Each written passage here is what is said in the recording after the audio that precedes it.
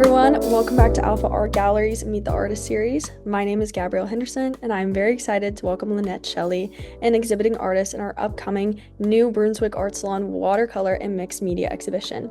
Lynnette, how are you today? I'm doing great. Thank you so much for having me. Yeah, of course. We're so happy to have you here. Okay, so go ahead and getting started with our first question. I understand that most of your inspiration comes from your love of wildlife. What features about wildlife compelled you, and why was art the outlet to express this interest?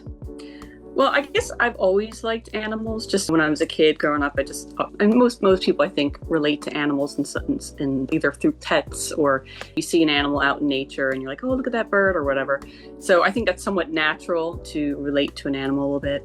And then just from an artistic point of view, just the sheer variety of animals, even just birds, they have so many patterns, color combinations, body shapes. It's just, you never run out of material. So from that standpoint, there's always something to paint. Yeah, of course. I would imagine it gives like a lot of variety for sure, which is very nice. I didn't even think of that. Okay. You also talk about how animalistic imagery is often found in pop culture, such as cartoons, mascots, and mythology. What pop culture references do you often find yourself thinking of, if you think of any? Well, I probably tend to veer more towards like older material, like ancient or like mythology and things like that, versus like current. When I talk about current pop culture with having animals in it, it's just showing that they're always relevant. Like they're always being used whether it's to show kind of through a humanistic lens, or just it's just basically something that people always relate to. Like if you look at ancient cultures, if you look at various indigenous cultures and tribes and various folk art, things like that, they're always using animals to kind of describe something like bigger than the actual animal. So they're almost like icons or archetypes symbolizing different things. So in that sense, I like to do animals more as, when I'm painting an animal, it's not necessarily like a portrait. I don't consider myself like a wildlife artist in the same way that, say, Audubon would have been considered a wildlife artist. I'm almost like painting like an archetype or an icon of that animal, kind of symbolizing that animal, or maybe some different referencing some of the emotions that go along with that animal for different people, versus a very strict, like, oh, this is a picture of my pet cat. Yeah, of course. Like I have done that as well, but yeah, that's always fun though. It's very nice that you can like do both, especially like with art. Like you can simply just like paint an animal, or like you can paint something bigger and more like symbolic, like how you're saying with your work. Okay. You also talk about how the creatures you create speak to our collective unconscious. Can you describe a little bit by what you mean by that, and then also how this concept possibly relates to yourself and the people who view your work? Well, it's kind of a tough question, because basically, again, we're going back to people see an animal and they'll often relate to it in a certain way that doesn't really have anything to do with the actual animal. But if you look at folk tales, you'll see different, like rabbits, for example, are often used to symbolize, they're used in reference to the moon. Considered like in different cultures, rabbits are considered like a lunar symbol, or different birds are considered spiritual messengers, things like that. And even like people who aren't necessarily metaphysical or whatever. A lot of times when I do an art show, I would get people come up to me like, oh, that's a cardinal. I love cardinals. They remind me of my mother, or whatever. I've had a friend whose son unfortunately passed, and he saw a roadrunner after he died. And that to him symbolized his son. So people kind of attach meaning to things, whether or not there's a reason for it, like a very specific reason, or they just see it and it just reminds them of that person. Like this butterfly reminds them of their mother. I always get people telling me like hummingbirds remind them of their mother, things like that. And so I do think even in today's society, where we're kind of removed a little bit from nature, people still see these animals and it reminds them of certain things, whether or not they're attaching their own personal meanings onto them or not. So I do think people kind of relate to these different animals in a way that goes beyond just, oh, that's a deer or that's a cardinal. Yeah, of course. Moving on, if you could explain a little bit about your process for creating a piece, such as the initial inspiration, which I feel like you kind of went into a little, and then also how you envision the work, and then the execution of the process. So I work on wood panel for the most part, like a cradled wood panel. And what I do is I'll take the wood panel and I'll prime it with gesso, and then I do a layer of inks. So I ink up the entire background with ink. At that point, I've decided what I was going to paint beforehand, or after I've inked up the background, I kind of look at it and think, what would I like to see there? Is this, what am I envisioning here? It's a bunch of blues, so maybe it's an aquatic piece, or maybe it's a nighttime piece featuring wolves or something like that. It's kind of like what I feel like I see in the background before I start. And then once the background is, so I use like multiple layers of various media. So once the initial background layer is dry, which can take up to like 2 days if it's a really big piece, then I'll take a piece of chalk or a white ink pen, and I'll just do a very basic sketch of the composition. I don't really go into a lot of details at that point. I just do a very basic, like, okay, here's going to be a deer over here, here's going to be some trees, just very basic. Once I finalize that, then I'll take some acrylic paint to do the underpainting of the body of the animals or whatever it is I'm trying to put on top of the background. So I do like a background, like a very basic like color forms in the background.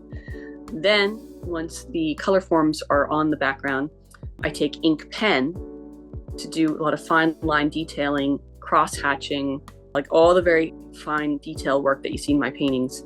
That's done at that point. And then I'll varnish it. And then the paintings that have what I call mosaic, they have a hand cut and colored paper collage added as a final layer. And basically what I do is I take a sheet of watercolor paper and I color it up with inks. Then I cut it up and kind of arrange it in like puzzle pieces on the panel, and then put like a clear coating down on top of that to adhere it. And so by the time I'm done, there's like 4 to 5 layers worth of work going on with each piece. And then I'll varnish everything with the UV spray just for extra protection. So there's kind of a lot of technical, probably not very interesting, but just boring technical stuff that goes on with each piece.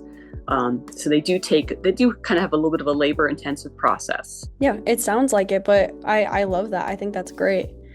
I also see that in your work, funny enough, that you incorporate both 2-dimensional and 3-dimensional elements.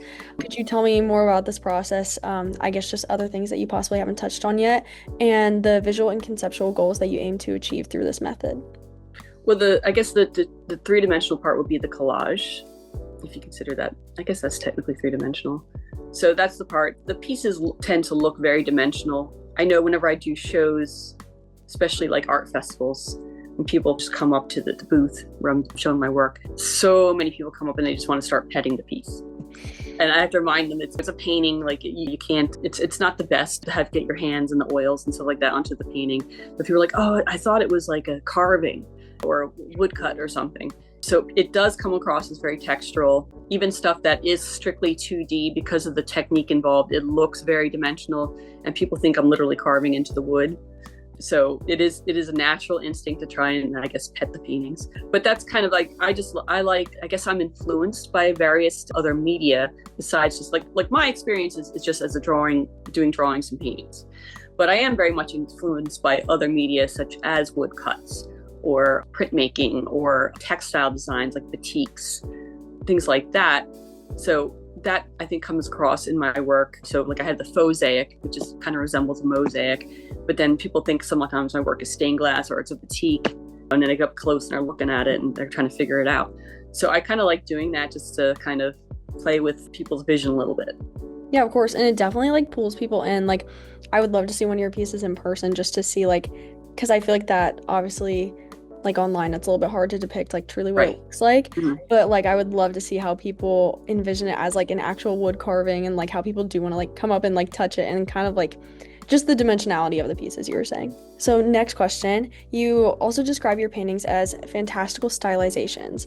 How do you balance realism with imagination in your animal depictions, and what do you hope your viewers see when they look at the dichotomy? Well, I guess when people are looking at my painting, again, while I do paint animals, I do not consider myself to be a representational wildlife artist, because of how stylized the pieces are. I actually kind of think of them as more as like an illustration from a storybook.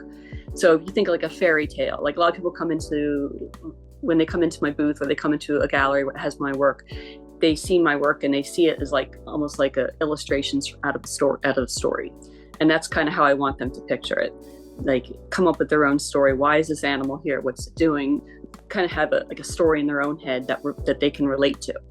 So they are stylized. I will look at pictures of animals or animals in person if I happen to see them. So as I'm drawing something, like my Google searches are very strange. Like I'll just have like skunk feet or fox noses. So I can kind of like get the impression of the anatomy. So I know, okay, how many toes does this animal have on its front feet? How many toes do they have on the back feet? So I get the basic anatomy, but then I don't necessarily, like I'll put the animal in a situation that it may not be normally would be in. Like I'll put a grouping of animals together, and well, yes, they could be all in nature together like that. The odds of them all interacting like that are pretty slim. Because to me, the most important thing is the composition and the image. If I have to choose between what is completely realistic and what I find pleasing to paint, I'm going to pick what's pleasing to paint.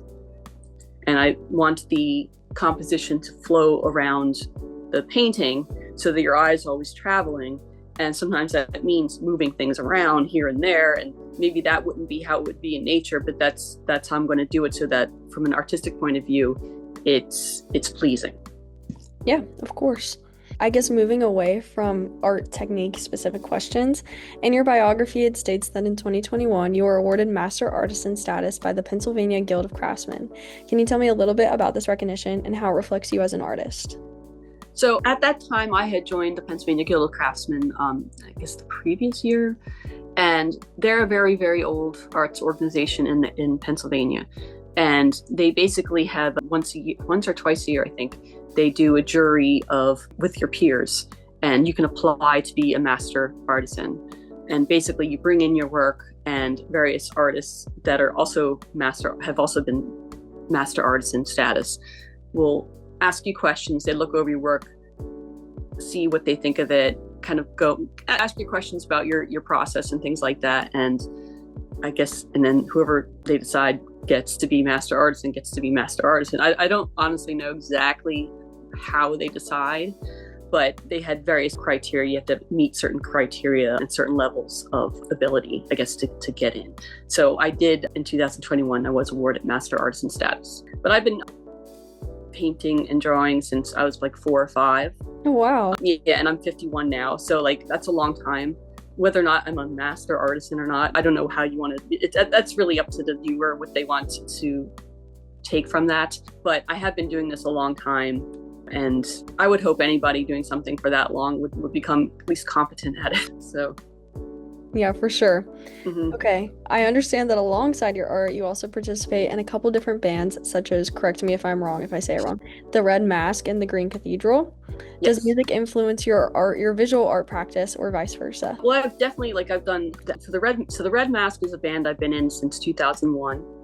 And Green Cathedral, I've been in since 2013, something like that. And I've definitely incorporated artwork in, say with Red Masque, I've definitely done the album covers and things like that. Green Cathedral, we only had one album to date, and we used a photograph for that. But I have used sometimes, so I write the lyrics for both bands. Sometimes I'll take snippets of lyrics and use them for titles, or vice versa. Sometimes I come with a really cool title, like that would make a good song. So in that sense, yes. Although, like I said, both bands kind of a different aesthetic than my actual artwork. They tend to be a little bit more darker and yeah. So and they're not necessarily animal focused. Although I have used animalistic imagery in both bands. Okay, cool. And also another question, the two different bands, would you say that those two are very different than each other, or would you say that they also kind of follow dark thematic kind of styles? They're somewhat similar to each other, but they both have their own, I would say, their own flavor. So the Red Masque is a progressive rock band, an original progressive rock band. And we are currently mixing a new album, which should be out later this year. And it's basically very long, kind of almost dark psychedelic type music. A lot of angular, jazzy, even some heavier elements. And a lot of the songs tend to be very long. Like with our new album, I think one of our songs is over 12 minutes long. The shortest song I think on the album is 6. So they all tend, the average songs tend to be 9 minutes or something like that. So these are long, extended, jam type music. Green Cathedral is a little more concise, a little more art rock, where the songs are shorter, a little more concise. They are original music, but it's probably slightly more popish than the Red Masque, although I hesitate to call it pop, but it's kind of like an art rock type of thing. Okay, cool. That's very fascinating. I love that. Lastly, I also want to ask you about some future endeavors. Is there anything that you're currently or planning on working on that you can tell us about? Well, I have a very, very full autumn and winter show schedule, including at your lovely gallery. So that's kind of where my focus is at the moment. I've got basically starting in October, pretty much almost every weekend is filled with shows. So it's going to be very busy. So right now I'm just like in the studio, just painting a lot. I've got most of the artwork done for everything, but I like to have backups for like, especially some of the shows, like the art festivals where things tend to move quicker. So I want to have like some smaller works that people can get for gifts. Last year I did do kind of an original holiday ornament sale where I made a dozen 4x4-inch paintings of various birds that you could hang on your tree or hang on a wall, whichever you wanted to do. I had like these little paintings with a little hook and a ribbon that you could hang. And it was very popular last year, so I'm going to see if I have time to do that again. No promises just yet, but I need to like go and sit down and see if I can do that. Of course, it always takes so much time like doing stuff like that for sure, especially with the holiday season coming up. Right. Well, all that sounds really amazing. And Lynnette, thank you so much for joining us today and answering my questions. Yeah, of course. We're very excited to feature your work here at Alfa Art Gallery in our upcoming exhibition Between Stillness and Surge, which will be on view from October 27th to January 9th, 2026. Thank you so much and have a wonderful rest of your day. You too.